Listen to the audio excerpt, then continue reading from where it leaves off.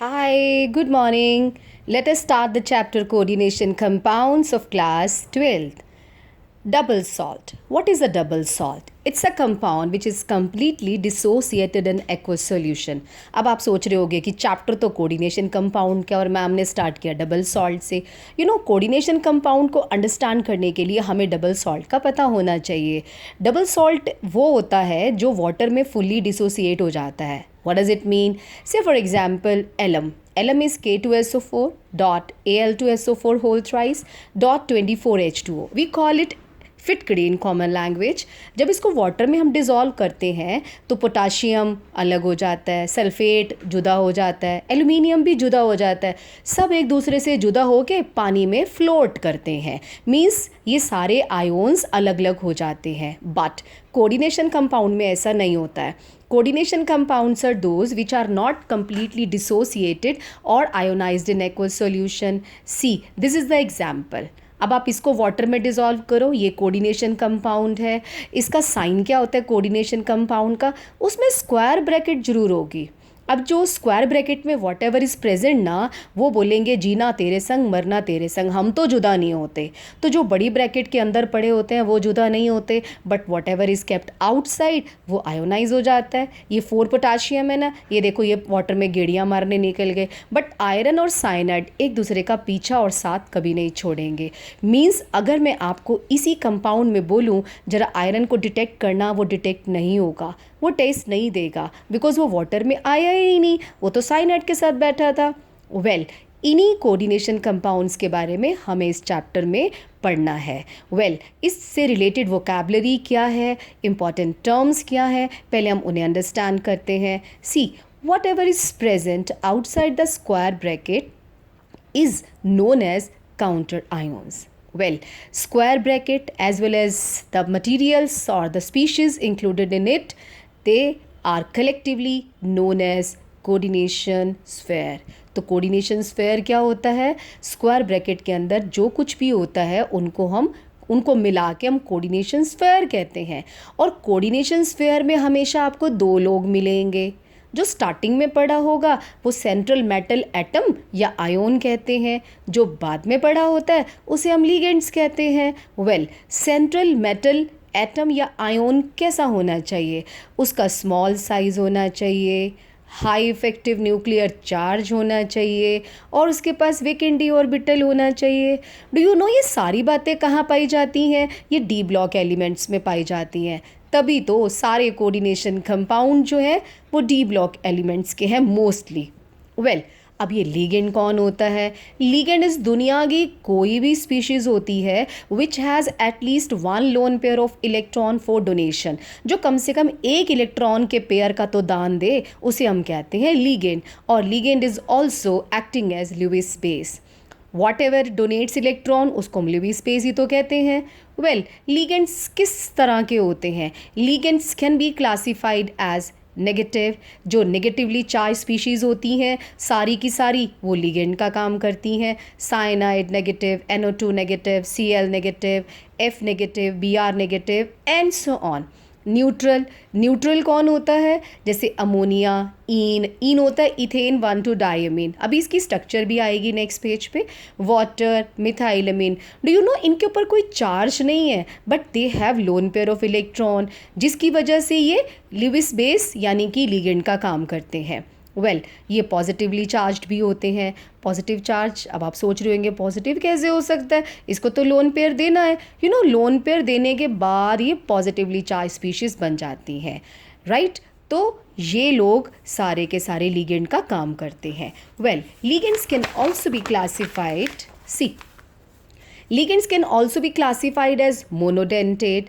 Do you know mono का मतलब होता है 1, डेंट का मतलब होता है दांत, टूथ. लेकिन यहाँ पे हमारा मतलब साइट ऑफ अटैचमेंट से है. जो एक लोन पेयर ऑफ इलेक्ट्रॉन को डोनेट करता है, which donates 1 lone pair of electron, उसे हम कहते हैं यूनिडेंटेट. बाइडेंटेट, ये 2 इलेक्ट्रॉन के पेयर्स को डोनेट करते हैं. सी, इथेन 1,2 डाईएमीन, इसकी फुल फॉर्म है इथेन 1,2 डाईएमीन. और ये कौन है? ऑक्जिलेट. ये दोनों 2 लोन पेयर ऑफ इलेक्ट्रॉन्स देते हैं, तभी हम इन्हें बाइडेंटेट कहते हैं. ट्राइडेंटेट जो 3 loan pair of electron donate करता है। ट्राइडेंटेट के लिए क्या किया, ये जो ईन था ना, इसका एक एच हटा दो, इसकी जगह पे CH2 NH2 लगा दो, ट्राइडेंटेट बन जाएगा। आपको टेट्राडेंटेट चाहिए, टेट्राडेंटेट कैसे बनाएंगे, यहाँ से भी एक एच हटा दो और यहाँ पे लगा दो CH2 NH2। ये देखो 1 2 3 4, ये 4 लोन पेयर ऑफ इलेक्ट्रॉन्स को डोनेट करता है, इसे हम कहते हैं tetradentate. Hexadentate, yes, 6 lone pair of electron भी कोई डोनेट कर सकता है, उसका नेम है EDTA. What is the full form of EDTA? Ethylene diamine tetra acetate. What is the structure? Ethylene, ये देखो हमने इथाइलीन बना दिया। डाइएमीन, 2 नाइट्रोजन भी लगा दिए, वैसे तो अमीन NH2 होता है, बट इनके H को हटा के टेट्रा स्टैंड्स फॉर 4, ये देखो 4 एसीटेट लगा दिए हमने, बन गया ना EDTA. Ethylene diamine tetra acetate, ये हेक्साडेंटेट है, मीन्स ये 6 lone pair of electron donate करेगा, किसको? मेटल को। Well, ligand can also be ambidentate ligand. Ambi का मतलब होता है 2 तरफ से, दांत हो जिसके, लेकिन देगा एक समय पे एक ही। आप इमेजिन करो, आपके पास पेंसिल है, उसको आपने दोनों तरफ से शार्प किया हुआ है, लेकिन एक समय पर एक ही साइड से तो लिखोगे ना, लेकिन पॉसिबिलिटीज़ 2 हैं। वैसे ही एम्बिडेंट लिगेंड 2 तरफ से अटैच हो सकता है, लेकिन एक टाइम पे देगा तो एक ही इलेक्ट्रॉन का पेयर ना, is that which is monodentate but has 2 donor sides. For example सायानो, carbon से देगा तो इसे हम साइनो कह देंगे, अगर नाइट्रोजन से लोन पेयर देगा तो आइसोसाइनो कह देंगे। NO2 नाइट्रीटो N कहते हैं इसको। ONO, अगर NO2 का O की साइड से बॉन्ड बनाता है तो नाइट्रीटो O कहते हैं। CNS थायोसायानेटो कहते हैं, और अगर लोन पेयर नाइट्रोजन देगा कार्बन की बजाय तो NCS लिखेंगे, we will call it isothiocyanato. तो ये सारे एम्बिडेंट लिगेंड्स के एग्जाम्पल हैं। Well, coordination compounds can be classified as, अब कोऑर्डिनेशन कंपाउंड होमोलैप्टिक भी हो सकते हैं, हेट्रोलैप्टिक भी हो सकते हैं। होमोलैप्टिक का क्या मतलब है, इसको ध्यान से देखो। This is central metal atom and this is ligand. Ligand केवल एक ही टाइप का है, ये कार्बन मोनोऑक्साइड है जिसे हम कार्बोनिल कहते हैं। इस लिगेंड का नाम है कार्बोनिल, है तो no doubt carbon monoxide, but we call it carbonyl. तो ये इसमें एक ही टाइप का लिगेंड है, तो इसे हम होमोलैप्टिक कोऑर्डिनेशन कंपाउंड कहेंगे। Heteroleptic, in which more than 1 type of ligands are present. कैसे? देखो, इस स्क्वायर ब्रैकेट में whatever is present in the starting, I have told you earlier, it is metal, so ये तो metal है। देखो, 1 ligand, 2 ligand, 3 types of ligands are present. 2 water हैं, 2 chlorine है, 1 ईन है, इसे हम हेट्रोलैप्टिक कोऑर्डिनेशन कंपाउंड कहते हैं। Well, what is the coordination number? It is defined as the number of coordinate bonds made between ligand and metal. Ligand और metal के बीच में जितने कोऑर्डिनेट बॉन्ड बने होंगे उसे हम कोऑर्डिनेशन नंबर कहते हैं। अब बताओ, इस वाले कंपाउंड में what is the coordination number? Carbon monoxide 1 lone pair देता है इलेक्ट्रॉन का, तो यहाँ पे 4 लिखा हुआ है, तो यानी कि 4 कार्बन मोनोऑक्साइड ने निकल के साथ 4 कोऑर्डिनेट बॉन्ड बना रखे हैं, तो इसका कोऑर्डिनेशन नंबर 4 है। यहाँ पे चलते हैं, 1 वाटर 1 लोन पेयर देता है, 2 बॉन्ड वाटर ने बना रखे हैं, 2 बॉन्ड क्लोरीन ने बना रखे हैं, 1 ईन 2 बॉन्ड्स बनाता है। कैसे? अभी तो हमने ऊपर पढ़ा था कि ईन 2 लोन पेयर देता है, तो बॉन्ड भी तो 2 ही बनाएगा ना, तो 2 4 6, इस वाले एग्जाम्पल में कोऑर्डिनेशन नंबर 6 है। Well, what is the oxidation number? It is the formal charge present on central metal atom which is calculated by following some rules, that is the sum of the oxidation number of all the species is equal to 0 in neutral complex. अगर neutral होगा, ये rule वही है जो हमने class 11th में chapter में पढ़ा था। And is equal to the charge of complex ion. Well, इसका मीनिंग क्या है मैं आपको यहाँ से समझाती हूँ इस एग्जाम्पल से। इसमें क्वेश्चन है, calculate the oxidation number and coordination number in the following complexes. पहले हम कोऑर्डिनेशन नंबर निकाल लेते हैं। देखो, इसमें 6 वाटर है, इसका कोऑर्डिनेशन नंबर 6 है। कैसे? Because each water is making one coordinate bond. इसमें ये तो काउंटर आयोन है, ये मेटल है, 6 साइनाइड प्रेजेंट है। आपको पता है एक साइनाइड एक लोन पेयर देता है, तो इसका भी कोऑर्डिनेशन नंबर 6 है। यहाँ पे कोऑर्डिनेशन नंबर देखो, ऑक्स 3 पड़े हुए हैं। Ox stands for oxalato. अभी हमने पिछले पेज पे पढ़ा था कि एक ऑक्सिलेट जो होता है ना वो 2 लोन पेयर देता है, तो 3 कितने देगा? 6, यानी कि 6 कोऑर्डिनेशन नंबर है इसका।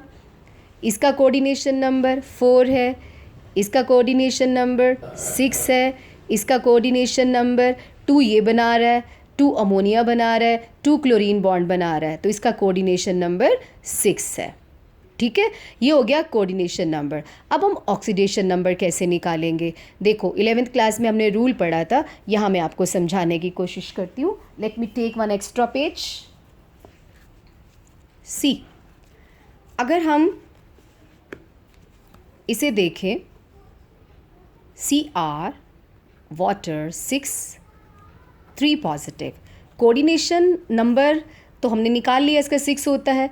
ऑक्सीडेशन नंबर हमेशा मेटल का निकलता है, तो इसका x लेट कर लेते हैं, बिकॉज इसी का तो oxidation number we have to calculate. अब वाटर के ऊपर क्या चार्ज प्रेजेंट होता है? 0, तो +6 × 0। 6 क्यों लिखा? Because 6 water are there, each water is having 0 charge, तो हमने इसको प्लस कर दिया। इट इज़ इक्वल टू +3, जो चार्ज बाहर प्रेजेंट होता है ना उसके इक्वल कर देते हैं, तो it will be x + 0 is equal to 3। So इसका ऑक्सीडेशन नंबर 3 आ जाएगा, +3 rather we can say. Okay, अब हम देखते हैं नेक्स्ट वाले का, K4FeCN6। वेल, इसका कैलकुलेट करना है। यू नो सारे अल्कली मेटल्स का 1 चार्ज होता है, तो +4, ये पोटाशियम के हिस्से का हमने +4 लिख दिया, प्लस आयरन का x। Each cyanide is possessing 1 negative charge, तो 6 के ऊपर -6 चार्ज प्रेजेंट होगा।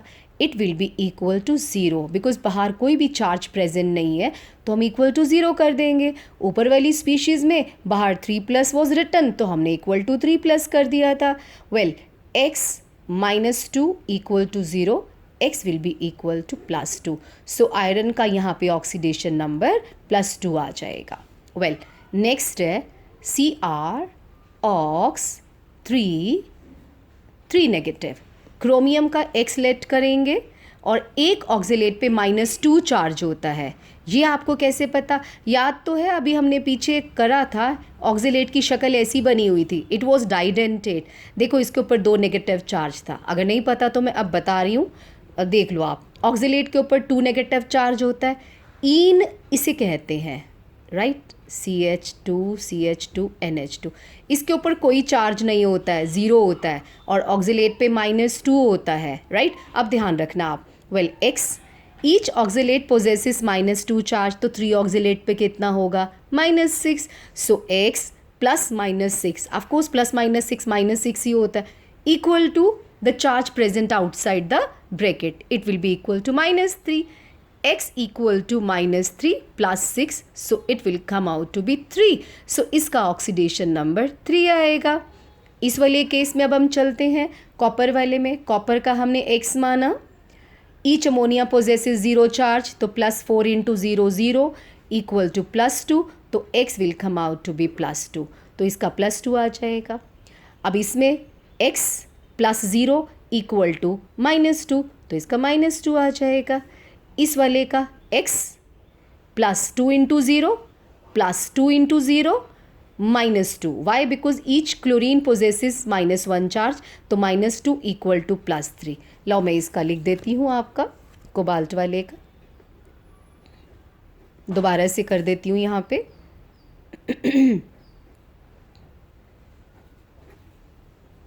सॉरी, इसका x +0 +0 -2, इसका मैंने -2 I have written, equal to +1 because only plus charge was there. So x will be equal to +2 + 1 equal to +3. So here the charge present on cobalt is +3. Well, what is a chelate? Chelate क्या होता है? Chelates are the cyclic coordination compounds produced by di और polydentate ligand. इसका meaning क्या है? देखो यहाँ पे मैंने लिखा निकल इन होल ट्वाइस थोड़ा सा आपको कंफ्यूजिंग लग रहा होगा, लो मैं समझाने की कोशिश करती हूँ। NiEN होल ट्वाइस, राइट, ये लिखा हुआ है। अब एक ईन है ना, इसकी स्ट्रक्चर ऐसी होती है, ethylene diamine we call it. और एक ईन आप यहाँ लिख दो, NH2 देखो ये लोन पेयर देगा, एक लोन पेयर यहाँ से आएगा, एक यहाँ एक यहाँ। अब इसने क्या किया है, चिलेट बना लिया है। मान लो ये आपका ईन है, एक ईन यहाँ से बॉन्ड दे रहा है, एक यहाँ से दे रहा है, तो निकल को ऐसे पकड़ लेगा, ऐसे। इस साइक्लिक स्ट्रक्चर को चिलेट कहते हैं। इधर से एक और ईन आएगा, वो ऐसे पकड़ लेगा, ये देखो, ये इसकी स्ट्रक्चर है। यानी कि जब कोई लिगेंड, ऑफ कोर्स डाइडेंटेट होना चाहिए, ट्राई टेट्रा कोई भी हो, वो साइक्लिक स्ट्रक्चर बना लेता है। मेटल को जब पकड़ता है ना, कोऑर्डिनेट बॉन्ड बनाता है। मान लो ये निकल है तो ये 2 बॉन्ड देगा, तो ऐसी स्ट्रक्चर बन जाएगी ना ईन के साथ। इसी को हम लोग कहते हैं चिलेट। तो what is chelate? Cyclic structure. कौन बनाता है? ये डाइडेंटेट या पॉलीडेंटेट लिगेंड मेटल के साथ बनाता है। Well, next topic is IUPAC names of coordination compounds. IUPAC names के लिए हमें कुछ रूल्स फॉलो करने पड़ते हैं। वो रूल्स क्या है? See, name of the cation is written followed by the name of anion. हमें शुरू से ही पता है, हम लोग NaCl को क्या बोलते हैं? सोडियम क्लोराइड, क्योंकि कैटायन का नेम हम पहले लिखते हैं, एनायन का बाद में लिखते हैं। तो same is happening here. Complex can be cation और एनायन। यस, ये मैं भी आपको बताती हूँ। वेल, इस वाले को ध्यान से देखो, जो स्टार्टिंग में लिखा होता है ना, वो कैटायन होता है, जो बाद में लिखा होता है वो एनायन होता है। इस वाले एग्जाम्पल में कैटायन तो कॉम्प्लेक्स है, एनायन सिंपल है। इस एग्जाम्पल में कैटायन सिंपल है, एनायन कॉम्प्लेक्स है। तो उसका यही मतलब है कि कॉम्प्लेक्स कैटायन भी हो सकता है, एनायन भी हो सकता है। While writing the name of a complex, names of the ligands are written in alphabetical order. Then the name of the metal which is followed by its oxidation number in bracket in Roman numeral.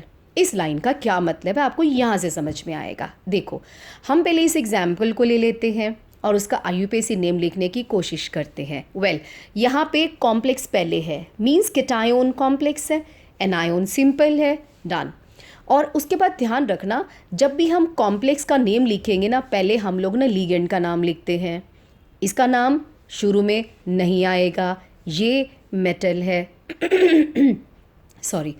Well, ये ligand है, ये भी ligand है, ये भी ligand है। कितने ligands हैं? 2। Di amine, di chlorido. अब आप सोचोगे यार ये तो क्लोराइड था, क्लोरिडो क्या बना दिया? Yes, I am telling you, जब ये नेगेटिवली चार्ज स्पीशीज लिगेंड का काम करती हैं, इनको हम सम्मान देते हैं, ऑनर देते हैं, इनके ऑनर में ओ लगाते हैं हम लोग। अब ये प्लेन था, यानी कि न्यूट्रल था, अमोनिया पे कोई चार्ज नहीं होता ना, तभी हमने डाई एमिनो नहीं लिखा, हमने लिखा डाई एमीन, और एमीन में डबल एम आता है, ध्यान रखना। Di amine, di aqua, di chlorido. अब आप सोच रहे होंगे इसका नाम पहले क्यों नहीं लिखा? क्योंकि हम ऊपर पढ़ के आए हैं कि हमको अल्फ़ाबेटिकल ऑर्डर फॉलो करना है। तो di amine, di aqua, di chlorido, सबका नाम हो गया। अब लास्ट में नाम लिखेंगे मेटल का। मेटल कौन है? कोबाल्ट, तो यहाँ लिखेंगे कोबाल्ट।